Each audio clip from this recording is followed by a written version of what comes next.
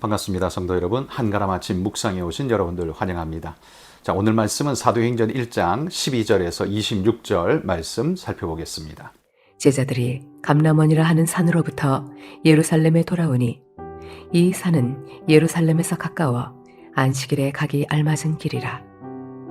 들어가 그들이 유하는 다락방으로 올라가니 베드로, 요한, 야고보, 안드레와 빌립, 도마와 바돌로메, 마테와 및 알퍼의 아들 야고보, 셀롯인 시몬, 야고보의 아들 유다가 다 거기 있어 여자들과 예수의 어머니 마리아와 예수의 아우들과 더불어 마음을 같이하여 오로지 기도에 힘쓰더라. 모인 무리의 수가 약 120명이나 되더라. 그때 베드로가 그 형제들 가운데에 일어서서 이르되, 형제들아, 성령이 다윗의 입을 통하여 예수 잡는 자들의 길잡이가 된 유다를 가리켜 미리 말씀하신 성경이 응하였으니 마땅하도다. 이 사람은 본래 우리 수 가운데 참여하여 이 직무의 한 부분을 맡았던 자라. 이 사람이 불의의 삭스로 밭을 사고 후에 몸이 곤두박질하여 배가 터져 창자가 다 흘러나온지라. 이 일이 예루살렘에 사는 모든 사람에게 알려져 그들의 말로는 그 밭을 아겔다마라 하니 이는 피밭이라는 뜻이라. 시편에 기록하였으되 그의 거처를 황폐하게 하시며 거기 거하는 자가 없게 하소서 하였고, 또 일러스되 그의 직분을 타인이 취하게 하소서 하였도다. 이러함으로 요한의 세례로부터 우리 가운데서 올려져 가신 날까지 주 예수께서 우리 가운데 출입하실 때에 항상 우리와 함께 다니던 사람 중에 하나를 세워 우리와 더불어 예수께서 부활하심을 증언할 사람이 되게 하여야 하리라 하거늘, 그들이 두 사람을 내세우니 하나는 바스바라고도 하고 별명은 유스도라고 하는 요셉이요 하나는 마띠아라. 그들이 기도하여 이르되, 뭇 사람의 마음을 아시는 주여, 이 두 사람 중에 누가 주님께 택하신 바 되어 봉사와 및 사도의 직무를 대신할 자인지를 보이시옵소서. 유다는 이 직무를 버리고 제 곳으로 간나이다 하고 제비 뽑아 마띠아를 얻으니 그가 11사도의 수에 들어가니라. 자, 오늘 말씀에 보면 우리가 어제 살펴본 약속하신 성령을 기다리라는 성령의 말씀을 순종하여 오늘 제자들이 어떻게 했는가에 대한 내용이 오늘 본문에 펼쳐지고 있습니다. 이 제자들이 그 감람원에서 부활하신 그 산에서부터 이제는 예루살렘으로 내려와 삶의 자리로 돌아와서 약속하신 그분을 기다리며 준비하고 있는 제자들의 모습을 오늘 보는데요.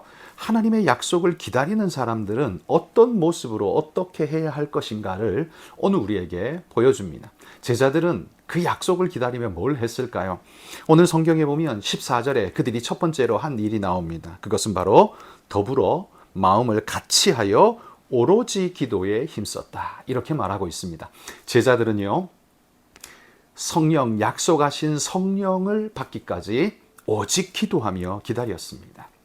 우리가 살펴본 대로 성령께 내어 맡기고 순종하는 것은 내가 아무 일도 안 하는 것이 아니라 그분의 주권과 그분의 인도를 따르는 것이라 했습니다. 그러면 그것을 따르고 순종하기 위해서 그 전에 무엇이 우리에게 요구되는가 하면 바로 기도로 그 주님의 음성을 듣고자 준비해야 한다는 겁니다. 마치 지혜로운 열처녀가 등과 함께 기름을 준비한 것처럼 우리도 주님 오실 그날 또한 성령의 역사를 기대하면서 기도로서 우리는 그것을 준비해야 한다라는 말이죠. 마음을 같이하여 오로지 기도하는 이 제자들의 모습이야말로 약속하신 것을 기다리는 가장 아름다운 모습이라고 성경이 일러주고 있습니다. 여러분, 우리가 주님의 은혜를 갈망한다면 그 은혜가 우리에게 부어질 때까지 우리는 뭘 해야 할까요? 기도해야 합니다. 우리가 욕심으로 그걸 구하는 게 아니라 하나님의 은혜를 구하면서 나 자신을 돌아보면서 하나님께 내 모든 걸 맡기는 마음으로 우리는 그 일들을 감당해야 한다는 거죠. 우리가 무엇을 할 때마다 제일 먼저 앞서는 건 우리의 생각과 의지와 성격입니다. 불쑥불쑥 나서게 되죠. 그렇지만 여러분, 성경은 말합니다. 은혜를 갈망하는 자는 먼저 엎드려 기도할 것을 명령하고 있습니다. 그래서 자기 자신을 죽이고 하나님 말씀 앞에 자기 자신을 내어놓는 것이 우리에게 가장 중요한 일이라고 성경이 일러주고 있다는 말이지요. 여러분, 자기를 의지하지 않고 하나님께 맞추는 자세, 그거야말로 성령 받을 만한 자격을 가진 자이고, 이게 바로 기도하는 자의 모습이라고 성경이 말하고 있습니다. 여러분, 오늘 우리에게 하나님이 어떤 은혜를 부어주실까요? 그렇다면 그 은혜를 기대하는 우리는 오늘 어떤 자세로 살아야 할까요? 그것이 바로 기도라고 이야기하고 있습니다. 여러분, 오늘 하루 기도하면서 주님이 주실 은혜를 기대하고 소망하며 바라시기를 축복합니다. 두 번째, 제자들이 한 일은 이겁니다. 함께 이 직무를 감당할 일꾼을 선출하는 거였습니다. 예수님이 선출한 12명의 제자들 가운데 가룟 유다가 이탈되어 나갔기 때문에 그들에게 빈자리를 그들은 하나님의 뜻대로 뽑기를 원했습니다. 주님이 우리에게 성령을 주시고 사명을 주시면 그 일을 우리가 감당해야 하는데, 그 일을 감당할 자가 주님이 세우신 12명에 딱 맞게끔 구비되어지기를 그들은 원했던 거죠. 그런데 이 사도의 직분에 동참할 자격 요건이 뭐라고 하냐면 21절에 보면 세례 요한의 때부터 그 말씀을 알고 있고 그걸 경험한 자, 그리고 예수님이 부활 승천하신 것을 목격한 자, 그래서 진정한 증인이 되어야 합니다. 그렇게 말하더라 하는 사람은 진짜 증인이 될 수 없죠.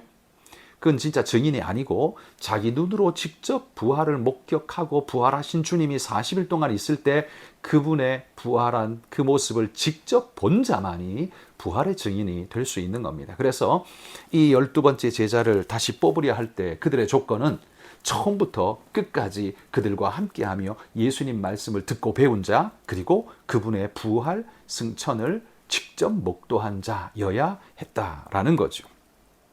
여러분, 우리가 하나님의 귀한 은혜를 사모하며 기다릴 때 우리도 하나님의 일꾼들을 하나하나 세워가면서 교회도 주님 오실 때까지 버텨내고 있습니다. 그 일꾼들이 대를 이어 충성함으로써 여러분, 주님 오실 때까지 교회는 계속 이어져 가고 그 사명이 유지되어 가는 겁니다.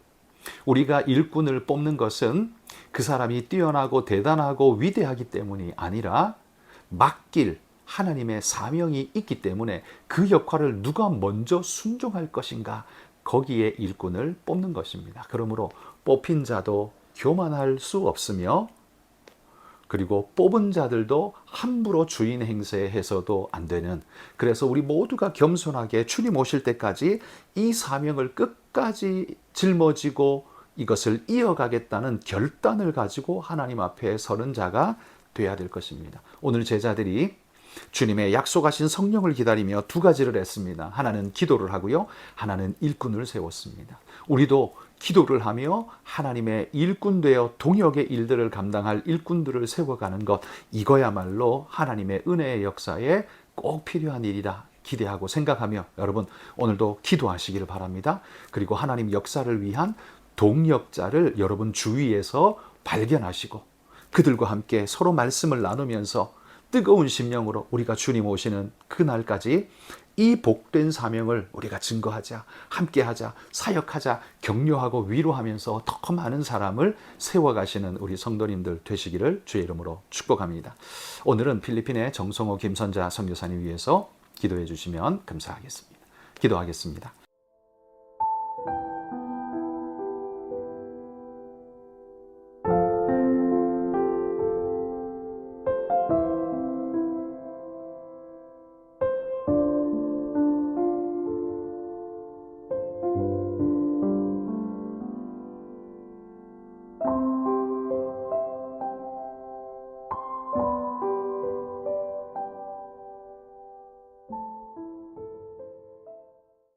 하나님 감사합니다.